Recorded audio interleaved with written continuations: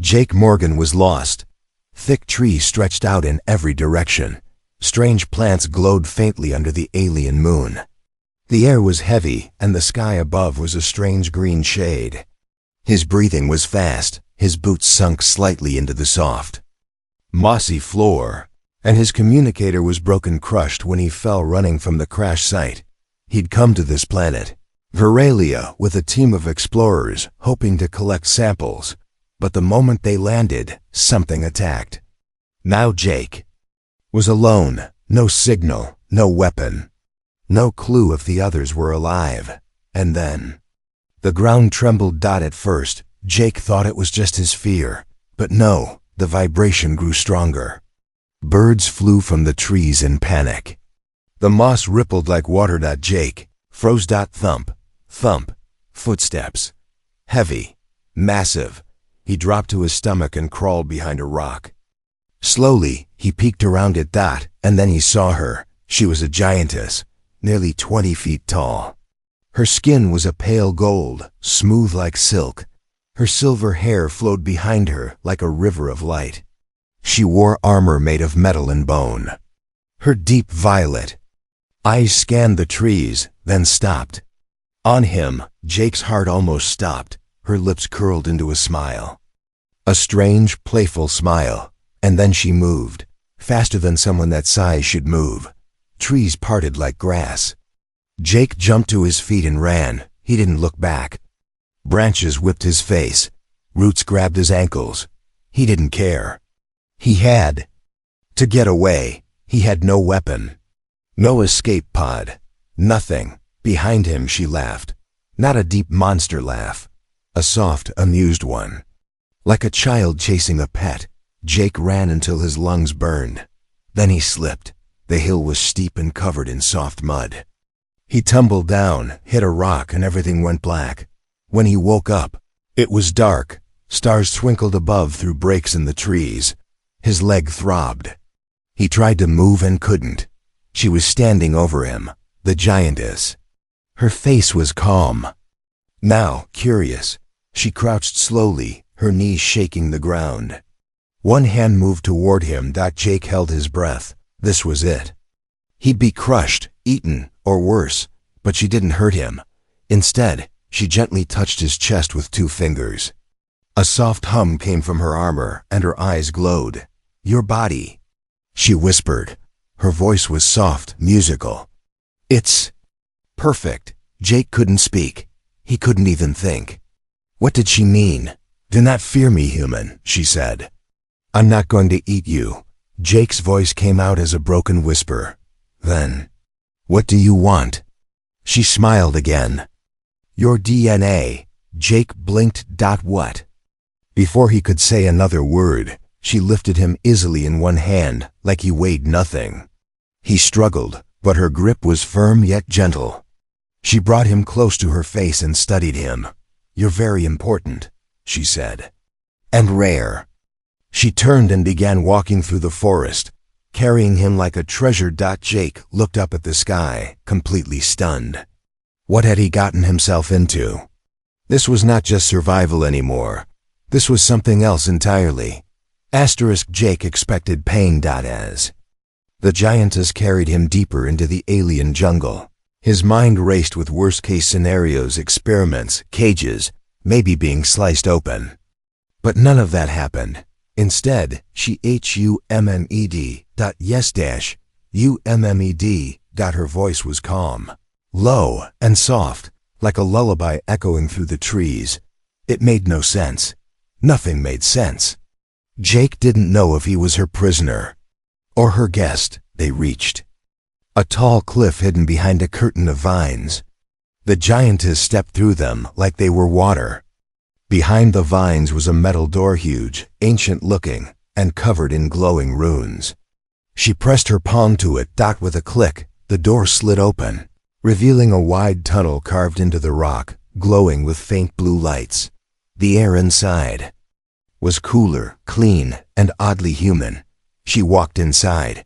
Jake tried to speak, but all he managed was, "Where are you taking me?" She looked down at him. "Home," she said simply. "Where you'll be safe." That didn't help. The inside of the mountain was unbelievable. Not a cave. Not a lab. A sanctuary. Huge halls with glass walls. Glowing crystals, floating platforms, and strange technology filled the space. Giant flowers bloomed from the stone floor. Pools of glowing liquid pulsed gently like hearts. Creatures small, bird-like, and glowing fluttered around silently. Jake's jaw hung open. This is yours?" The giantess nodded. "All that's left of my world." She placed him gently on a platform. It rose and floated toward a side chamber. A soft white light filled the space. Jake's leg stopped hurting. Some kind of healing tech? "Why did you heal me?" he asked. "Why bring me here?" She stepped back and removed a small metal band from her wrist. A hologram appeared, showing two images side by side. Her DNA. And his. "Because you're the answer," she said. Jake stared at the DNA strands. "Answer to what?" She finally told him her name, Zira. She belonged to a dying race of titans who once ruled half the galaxy.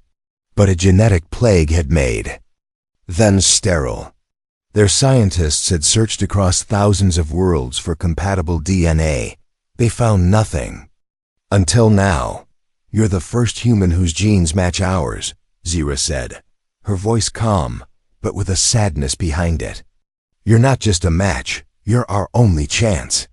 Jake tried to laugh, but it came out awkward. "So what? You want to clone me? Make alien babies? Is that it?"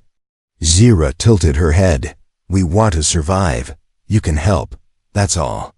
He looked around again at the peaceful space.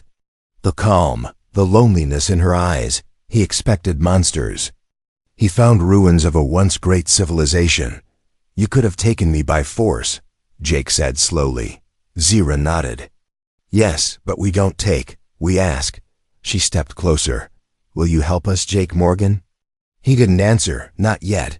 That night, Jake sat alone on a soft bed made of glowing moss and silk-like sheets.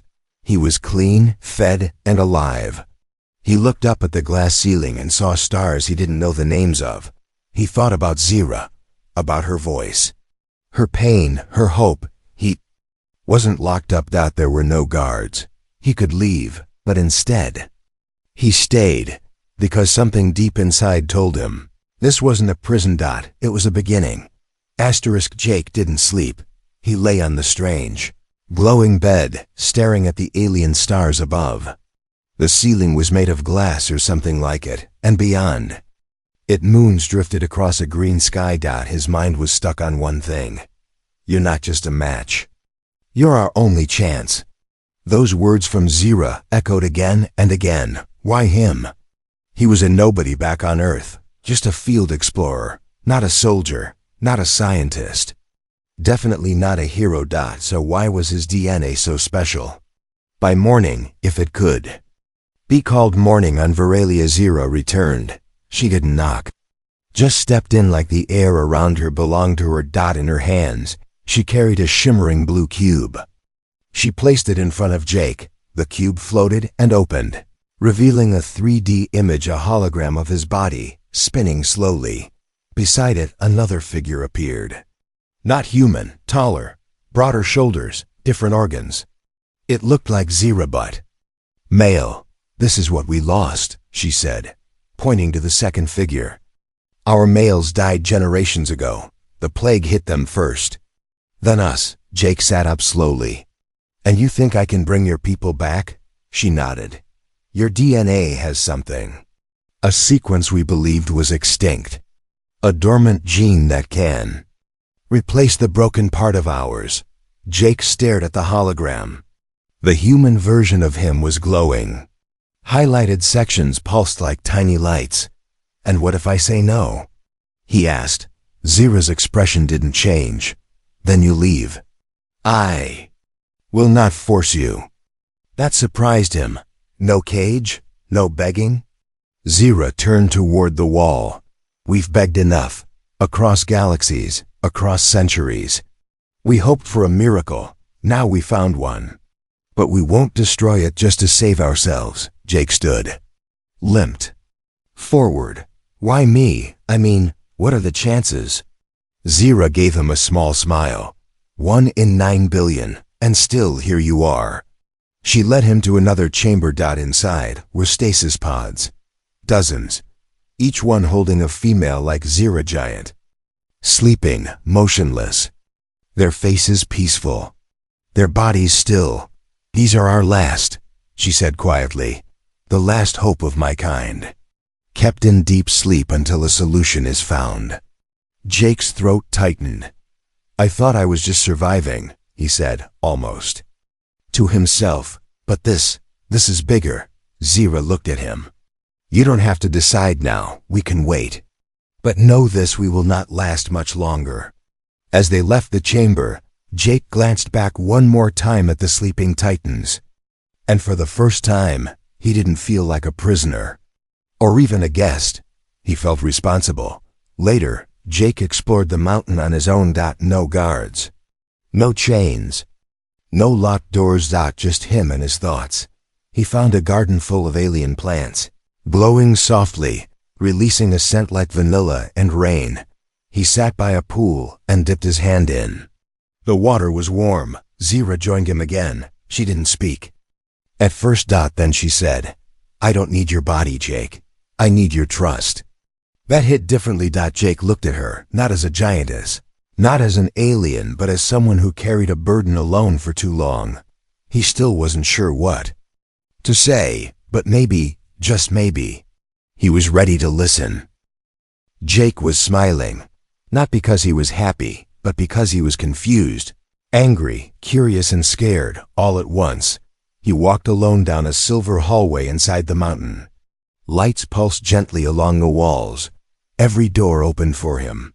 There were no guards, no locks, no one watching him, and that's what bothered him the most. He wasn't in a cell. He was free, but somehow still a captive. Zira had shown him kindness. She gave him food, healed his broken leg, even gave him access to her world. But she also told him his DNA was the key to saving her entire race. That's a lot to ask from one man. Too much. So Jake did what he always did. When things got weird, he made a plan. He started exploring deeper into the mountain. Rooms full of machines. Bigger than cars, screens filled with alien code. One chamber had floating orbs with rotating symbols. Another had plants growing upside down from the ceiling. Everything was beautiful. But he wasn't here for a tour. He was looking for something he could use to escape. On the third day, he found it. A storage room filled with ancient Earth tech. Mostly junk from crashed human ship's tools, weapons, and a broken satellite dish. Among the mess was something familiar. A signal booster. Old. Damaged. But it still had power. He smuggled it back to his room and hid it under the glowing bed. Each night, while Zira rested, Jake worked. He used pieces from the storage room. Wires, metal scraps, energy cells. He worked in silence. No tools, just his hands in focus. He wanted to send a signal. Any signal, just one message out into space. Human survivor. Planet Veralia, need extraction. Even if no one heard it. He had to try. He didn't know if he was building a way home. Or just testing her. But something unexpected happened. The more time he spent building his escape, the more he started noticing her. Zira wasn't just some alien queen or cold scientist. She sang to the plants in the garden. She walked barefoot on the moss floors. She laughed quietly at her own bad jokes. And most of all, she looked tired. Lonely. Not because she missed her people, but because she carried the weight of all of them. One night, she brought him a book, not a data file. A real book. From Earth. It was worn, translated. A copy of The Little Prince. I found it in a crashed explorer ship, Zira said. I've read it 100 times. It made me want to meet your kind. Jake didn't know what to say. No alien had ever said something so human. But his escape device was almost ready. Just a few more connections. Just one more night. The next morning, He slipped into the old comms room and set it up. He hit send and waited. Nothing. Static. Just silence. He leaned back inside. And then heard a voice behind him. Trying to call home? He turned. Zira stood there, calm, not angry, not surprised. Jake opened his mouth, but she held up a hand. It's okay, she said softly. I expected this. You knew? She nodded. Of course. Then why didn't you stop me? Zira stepped closer. Because I wanted to see what you'd choose when you thought you had a way out. Jake lowered his head. I'm sorry. I'm not, she said. He looked up. And for the first time, Jake realized something. He wasn't running from her. He was running from the responsibility she gave him, and maybe it was time to stop running. The sky cracked open. At first, it was just a strange shimmer above the clouds like heat waves, only colder. Then came the sound. A deep, thunderous hum that shook the ground. Jake looked up from the garden, shielding his eyes. A silver tear had appeared in the sky, and from it, ships began to fall. Not drifting. Diving. Zyra was already at the control deck when Jake arrived, breathless. What's happening? He asked. Her fingers danced across glowing symbols, her voice calm but sharp. They found us. Jake moved closer. Who? Zira didn't look at him. The collectors. The name meant nothing to Jake, but the way she said it made his stomach tighten. They're not here for you, Zira added. They're here for me and what's left of my kind. On the main screen, dark ships spread across the sky like a storm cloud. Sleek, black, and silent. No lights, no communication. Just cold precision. They believe my species is dangerous, Zira said. And they're not wrong. We once ruled entire systems. But that was before the plague. Jake clenched his fists. You think they'll just destroy everything? They don't think, Zira said. They erase. She tapped one final symbol and the mountain shook. Hidden walls slid open. Defense cannons rose from the cliffs. Energy shields pulsed too. Life. The sanctuary, peaceful for centuries, turned into a battlefield in seconds. Zira handed Jake a small circular device. Stay close to me. That will protect you from minor impacts. Jake blinked. Minor impacts? Then came the first strike. Beam of red light sliced across the mountain, hitting the outer wall. Stone exploded. Alarms screamed. The air filled with the scent of burning metal. Zira didn't flinch. She raced toward the outer deck, leaping up the stone steps like wind. Jake followed, struggling to keep up. High above, collector drones zipped through the sky, metallic insects with bladed wings. One dropped toward him. Jake ducked. It missed by inches. Zira turned mid-run and hurled a glowing spear from her armor. It struck the drone mid-air. The machine shattered into dust. She looked back. I told you to stay close. Jake caught up, panting.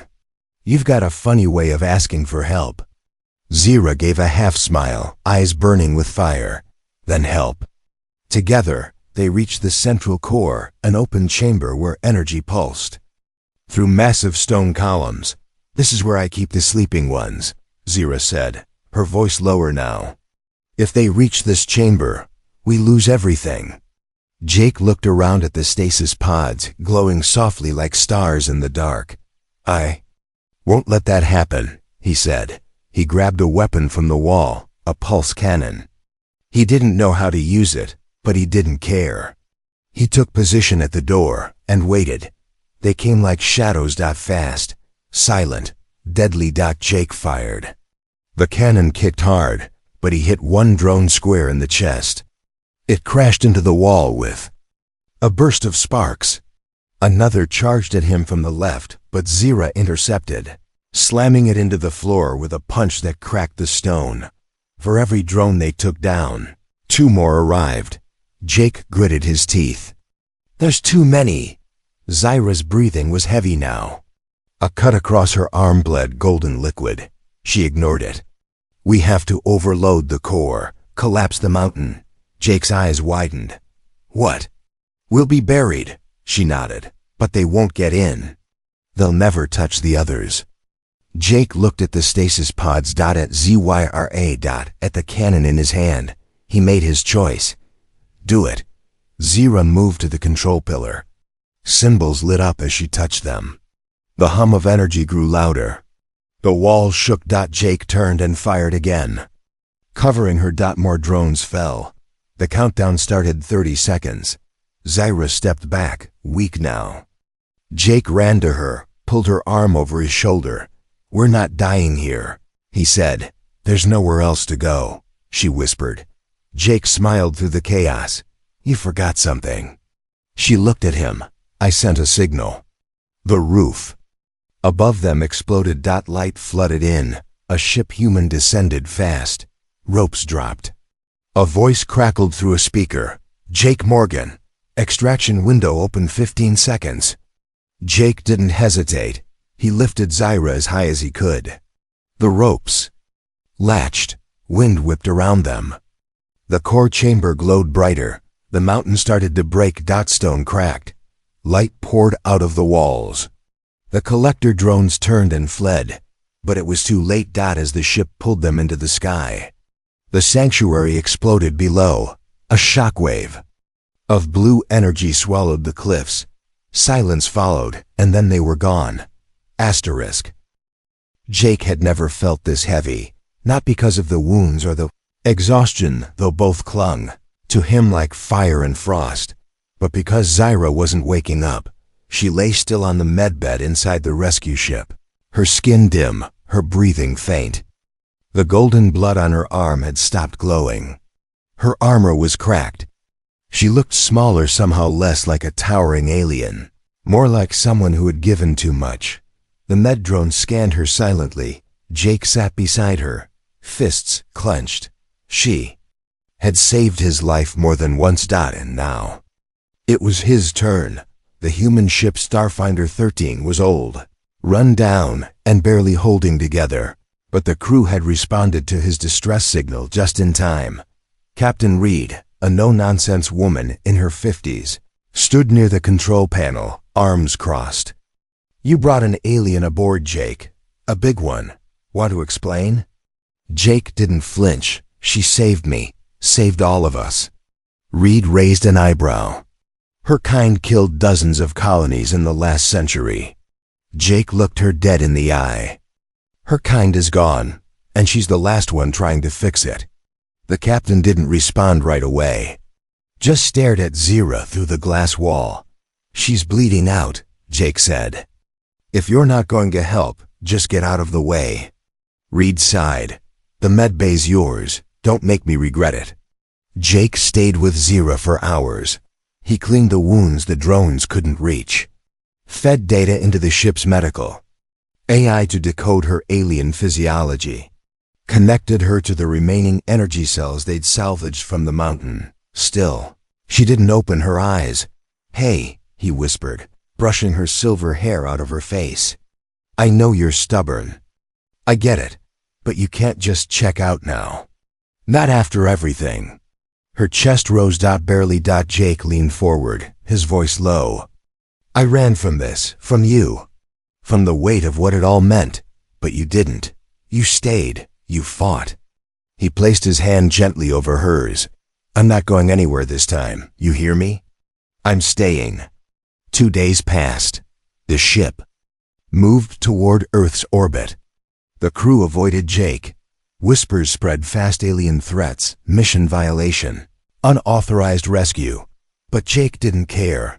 He was done running. On the 3rd day, Zyra's hand moved, then her fingers switched, then her eyes opened. Slow, heavy, but alive. Jake leaned in, relief flooding his face. Hey, welcome back. She blinked a few times, adjusting to the sterile lights above her. You stayed, she said, her voice dry and weak. He smiled. I told you I would. I thought you'd run, like before. Jake shook his head. Not anymore. Zyra looked around. This isn't my sanctuary. No, it's a human ship. You're safe. She tried to sit up, winced, then fell back. And the others? Jake's expression softened. The stasis pods, they didn't make it. We couldn't reach them in time. A long silence. Then Zyra closed her eyes. And for the first time, Jake saw it, not just pain but loss. The kind that sinks so deep, words can't touch it. He reached out, took her hand again. I'm sorry. She nodded once. So am I. Later that night, they sat in the cargo bay. The stars outside drifted quietly. I thought I had a duty, Zyra said softly, to bring my kind back. To rebuild what?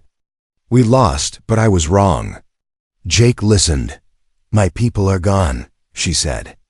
But I'm not. Jake looked at her. So what now? She turned to him. I don't know, maybe I learned to be something else. Someone else, he smiled. You don't have to do it alone. Zyra studied him for a long moment. You trusted me, she said. Jake nodded.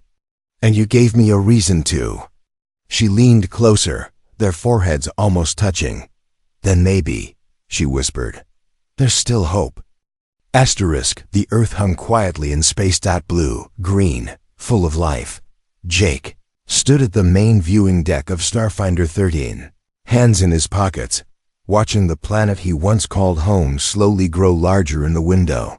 Behind him, the ship hummed with low chatter and technical noise, but his mind was somewhere else. He had made it back. Alive. But he wasn't whole, because part of him was still drifting in the stars, with a mountain sanctuary that no longer existed, and a race that would never return. And one survivor who still carried all of that on her shoulders. Zyra walked in slowly. Her steps were lighter now. The wounds were healing, but deeper scars remained, the kind invisible to med-drones. She stood beside Jake in silence, her arms crossed, her silver eyes fixed on Earth. So that's your world, she said softly. Jake gave a tired smile. Not as shiny as yours was. Zyra tilted her head. It's alive. That makes it precious. He glanced sideways at her. You sure about this? Once we land, there's no turning back. People might not welcome you. I don't expect them to, she said calmly. But I need to start again. Somewhere. Jake looked at her more carefully. Her armor was gone. She wore a simple human-made jumpsuit. Her hair was tied back. She looked less like a galactic warrior and more like a traveler with no map. But a lot of miles ahead, the ship touched down at the edge of a restricted base. The ramp lowered with a hiss. Soldiers waited outside. Scientists, too. Even a government official with a forced smile. Jake didn't move. Zyra stayed behind him. One of the officers called out, Mr. Morgan, you are to report for debriefing, and your guest will be taken into secure custody for processing. Jake stepped forward, voice sharp. No, she's not some creature to be locked away. The officer held up a datapad. These are standard procedures. Jake turned to Zyra. He saw her shoulders tense, her eyes flicking between the soldiers. Old instincts returning. She was ready to fight if needed. But Jake wasn't. Not this time. So he made a choice. He raised both hands and stepped onto the landing pad. I'll talk, but only if she's allowed to stay free. You treat her like a partner, or we both walk. The soldiers hesitated. The captain from before Reed stepped between them. You heard the man. Stand down. Hours later, they were alone in a small green park within the compound. Trees swayed gently. Children played at a distance. Normal life continued, unaware that a piece of another galaxy had landed quietly beside them. Zyra sat on a bench, eyes on the sky. Jake joined her. She looked at him. So, what now? Jake smiled. Now you live. He reached into his bag and handed her something. A datapad. On the screen was a document. Earth Identity Registration. Zyra, Resident Advisor. She blinked. What is this? Your new name. Your new life, Jake said. As far as Earth's concerned, You're here on a peaceful diplomatic mission to help us understand alien genetics and technology. Zira looked up. You lied for me, Jake chuckled. Technically, I negotiated. Big difference. A long pause. Then she asked, and you, what will you do now? Jake leaned back, looking up at the sky. I think I'll stick around. Help you adjust. Translate Earth sarcasm. Teach you how to order coffee. You would give up your life for that? He turned to her, serious now. No, I'd be starting a new one. A warm breeze passed between them. Zira reached out, hesitated, then took his hand, not as a warrior, not as a guardian of her species, but as someone starting over, someone choosing connection over survival. And Jake? For the first time in his life, he didn't feel lost in the stars. He felt found.